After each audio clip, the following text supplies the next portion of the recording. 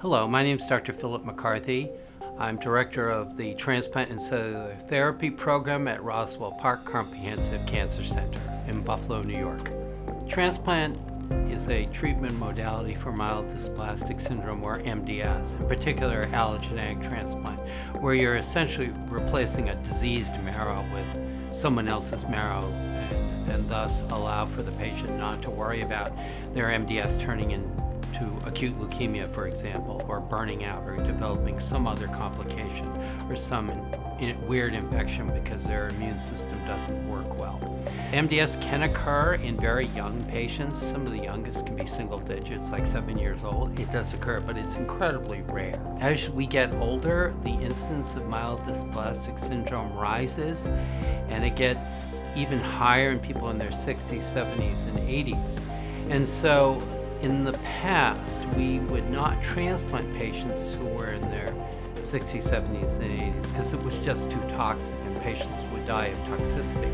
We tried to figure out strategies so that we could deliver this care without causing the patient undue harm.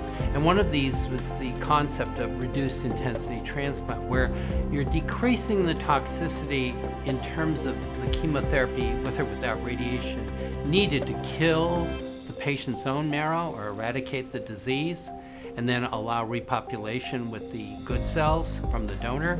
So you need to create some space, but you don't have to really wipe out the patient. You can use the so-called reduced intensity regimen, which allows you to deliver therapy to an older patient population. So for a while there, our upper age limit was 65, then it was 70, and now we really don't have an upper age limit. It's fitness. So if you have somebody who's on oxygen, renal failure, and is 50 years old, they're not going to be a transplant candidate because we'll cause them more harm than good.